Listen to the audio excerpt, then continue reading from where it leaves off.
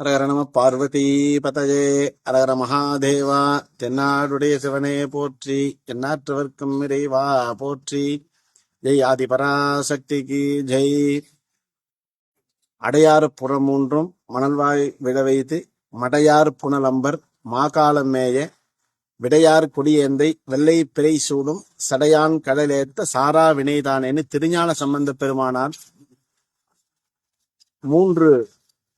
33 பாடல்கள், 1ஆம் திருமுறை, 2ஆம் திருமுறை, 3ஆம் திருமுறை, 3 திருமுறையிலிருந்து 33 பாடல் பெற்ற சிவாலயம் நமது அம்பர் மாகாளம் அப்படிங்கிற சிவாலயத்துல மிக பிரம்மாண்டமான முறையிலே திருப்பணிகள் இந்து சமய அறநிலை ஆட்சித்துறையின் சார்பாக செம்மையான திருப்பணி செய்விக்கப்பெற்று அதற்கு வருகின்ற 6/2/2026 வெள்ளிக்கிழமை காலை 9 மணிக்கு மேல் 10 மணிக்குள் மீன லக்னத்தில் அதி உன்னதமான முறையிலே 8 கால யாகசாலை பூஜையோடு கூடியதான 61 யாக குண்டங்கள் எம்பெருமான் மகா காலநாத பரமேஸ்வர பெருமானுக்கு நவாக்னி என்று சொல்லக்கூடியதான 9 யாக குண்டங்களும், அம்மை அம்பாள் பயக்ஷயாம்பிகை ராஜமாதங்கி அம்பிகைக்கு நவாக்னி என்று சொல்லக்கூடியதான 9 யாக குண்டங்களும், தியாகராஜ பெருமான்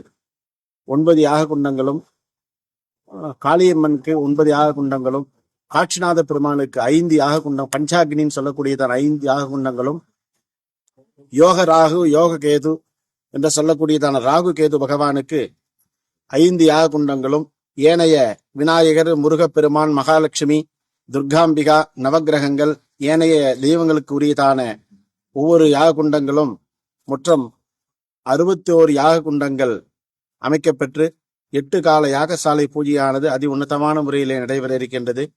அனைத்து பக்த கோடி பெருமக்களும் அனைத்து நிகழ்வுகளிலும் கண்டுகளித்து எம்பெருமானுடைய திரு அருளுக்கு பாத்திரங்கள் ஆகும்படி கேட்டுக்கொள்கிறோம்.